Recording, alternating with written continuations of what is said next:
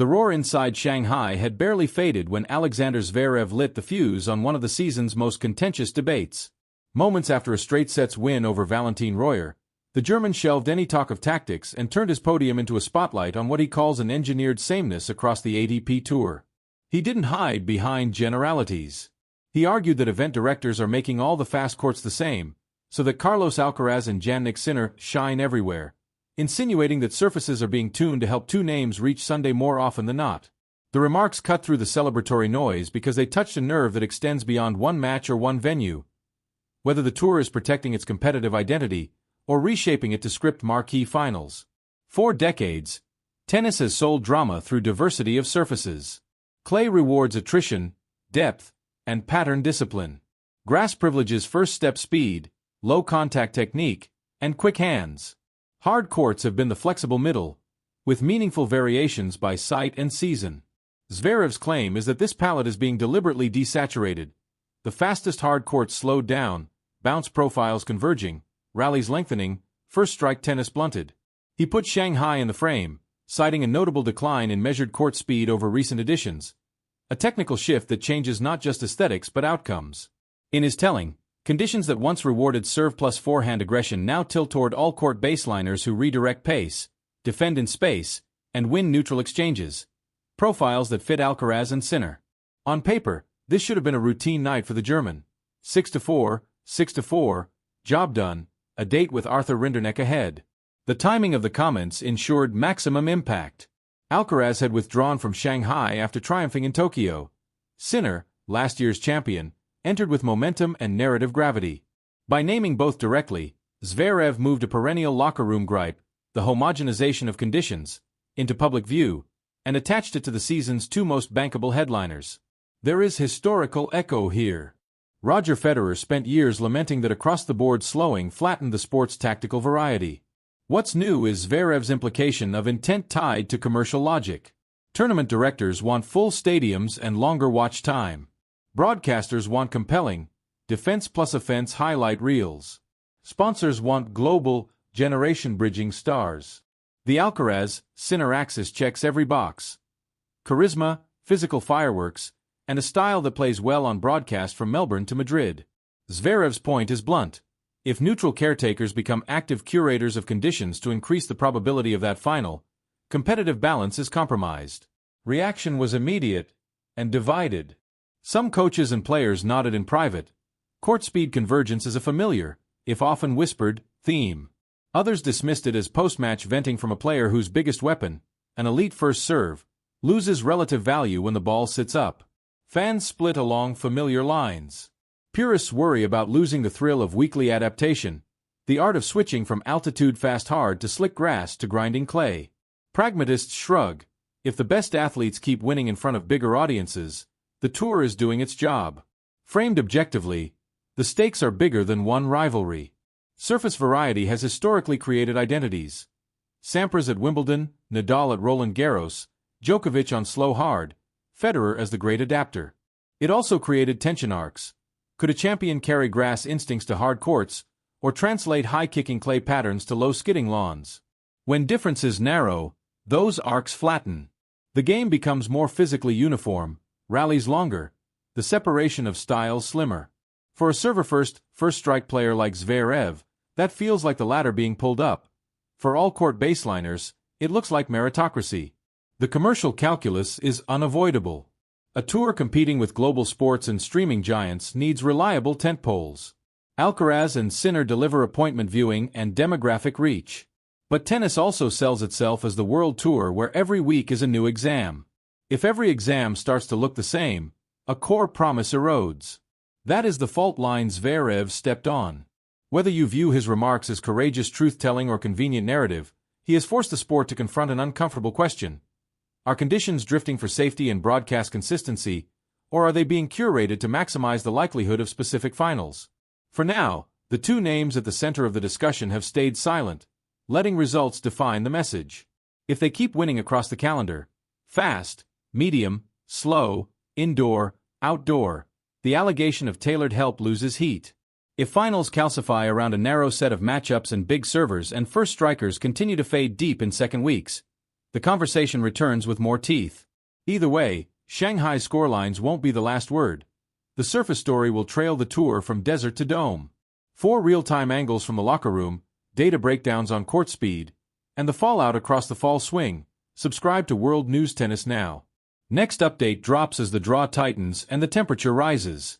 The echoes of Zverev's outburst didn't stop at Shanghai's press room. Within hours, the statement had rippled through the ATP circuit, fueling debate among players, coaches, and analysts. Some defended the German, arguing that he had finally said what many quietly felt, that tournaments were smoothing the sport into one, long, predictable rhythm. Others accused him of deflecting from his own shortcomings, claiming that great champions adapt, regardless of surface or speed. But the argument went deeper than personal frustration. It opened a window into how modern tennis is engineered. Over the last decade, the average rally length in Masters 1000 events has increased by almost 20%.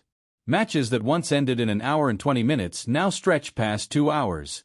Serve and volley is nearly extinct. Even the once lightning-fast hard courts of Shanghai or Paris have slowed to levels that would have been unthinkable in the early 2000s. To many fans, this evolution looks like progress. Longer rallies, more highlight reels, more television minutes. To others, it's a slow erosion of the sport's essence. Zverev's words have rekindled a philosophical divide. Should tennis reward variety or consistency? In the locker room, reactions were cautious. Few players wanted to echo him openly, aware that tournament directors and sponsors wield immense influence. Yet off record, some acknowledged a creeping sameness. "You don't feel that much difference between Miami and Shanghai anymore," one player was overheard saying. "It's all medium speed, all bounce the same." Even among coaches, there's quiet agreement that the surfaces have converged. Technical data backs it up. Friction coefficients, ball rebound height, and where patterns all point to uniformity. That benefits baseline all-court players like Alcaraz and Sinner, who combine speed and endurance with precision. Their styles are tailor-made for this environment. Zverev, whose game depends on first-strike timing and a heavy serve, feels that his weapons are being neutralized. Still, many analysts warn that blaming success on favorable conditions is risky territory. Carlos Alcaraz has already won on grass, clay, and hard courts, proving adaptability beyond doubt. Jannik Sinner, once labeled too one-dimensional, now defends, attacks, and transitions at elite level. Their results suggest not privilege, but evolution, the arrival of a new prototype of player built to thrive anywhere. Yet Zverev's accusations have one undeniable consequence: they've made fans question fairness. Social networks exploded with debates. Has tennis become too predictable? Are organizers prioritizing spectacle over sporting integrity? Is the ATP quietly sacrificing tradition for commercial uniformity? Sponsors and broadcasters, of course, have their own priorities.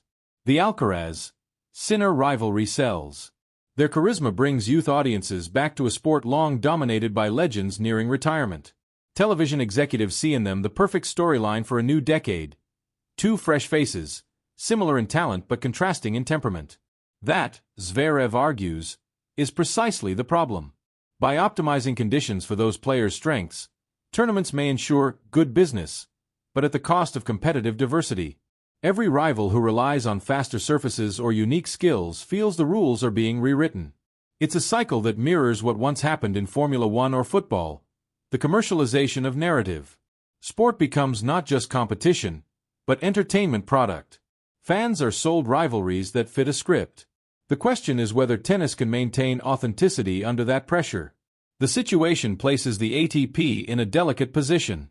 Officials insist there's no manipulation, only modernization for safety, consistency, and player welfare. But few deny that consistency across venues makes tour logistics easier and TV production smoother.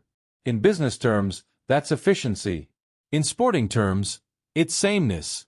And beneath all the analysis lies a more human story, that of Alexander Zverev himself. Once the tour's prodigy, he now watches a new generation seize the spotlight he once occupied. His criticism, whether justified or not, also reflects the frustration of a player trying to stay relevant in a landscape that's changing faster than he can adapt.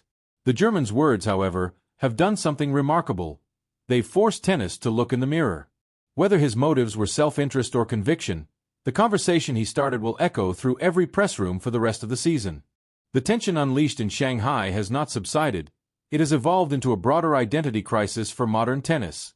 Alexander Zverev's words struck at something more profound than tournament logistics. They questioned whether the sport is slowly sacrificing its variety, its unpredictability, and its very soul for a polished, marketable product. In the days that followed, discussions spread from locker rooms to boardrooms. Tournament directors publicly denied any favoritism, yet privately acknowledged what insiders already knew. Maintaining different surfaces across continents is expensive, unpredictable, and logistically complex. Slower hard courts, higher bounces, and standardized materials make television production smoother and player complaints fewer. In short, uniformity sells stability. But that stability comes at a price: the flattening of the game's geography. Traditionally, the ATP Tour was a global journey through extremes. Monte Carlo's clay demanded patience and endurance. Wimbledon's grass rewarded instinct and improvisation. Indoor tournaments like Basel or Paris once gave power players a rare advantage. Now the differences blur. The physical map remains vast, but the sporting map is shrinking. Zverev's critique resonates because it exposes the invisible hand of commercial design.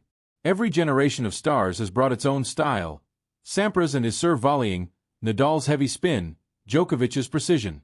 But never before has the environment itself been so subtly curated to favor one kind of player. The relentless baseliner, athletic and explosive, capable of endless rallies that please broadcasters. Alcaraz and Sinner embody this archetype. Their dominance isn't illegitimate, it's natural evolution, but the ecosystem surrounding them seems built to amplify it. For fans, the divide is generational. Younger audiences, raised on long exchanges and social media highlights, embrace the rhythm of today's game. Older viewers, nostalgic for the contrasts of fast grass and dusty clay, lament the loss of variety. Every match feels the same, one veteran fan wrote online, echoing thousands of comments that followed Zverev's outburst. Among players, the silence is strategic. Few want to risk confrontation with sponsors or tournament officials. Yet whispers suggest others share the concern. Big servers, net rushers, and all-court stylists, the very species that once defined variety, are now near extinction. If every surface rewards the same skill set, how long before innovation disappears? Still, Alcaraz and Sinner remain untouched publicly. Both have chosen professionalism over provocation. Their focus is on performance, not politics. Yet their dominance, amplified by their youth and charisma, inevitably fuels perceptions of favoritism.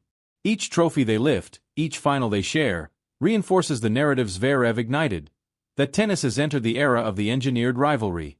The ATP finds itself walking a tightrope between sport and spectacle. Its survival depends on visibility and sponsors, but its credibility rests on fairness and tradition.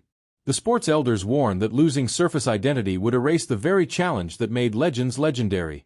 Imagine if grass no longer favored Federer, or if Paris no longer punished serve volleyers. History itself would look different. Even from a technical standpoint, engineers and scientists involved in court construction admit that uniform specifications have been adopted for practical reasons. Climate control, material supply, and durability all push towards similar outcomes. The margins between surfaces are thinner than ever, one contractor revealed. What was once a global mosaic of play styles is now a nearly homogeneous rhythm. For Zverev, that homogeneity is not progress but betrayal. For the ATP, it's evolution. For Alcaraz and Sinner, it's simply the field they've mastered. As the season moves on from Shanghai to Paris and Turin, the underlying debate grows louder. Should tennis embrace modernization, or defend its chaos, the unpredictability that once defined it? What happens when every surface feels identical, and the same two names dominate year after year?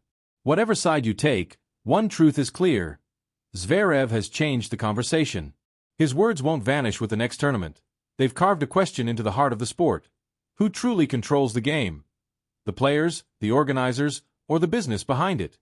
The story doesn't end in Shanghai.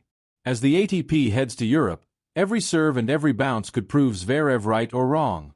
Stay tuned to World News Tennis for exclusive updates, behind-the-scenes insights, and the next chapter of tennis's most explosive controversy.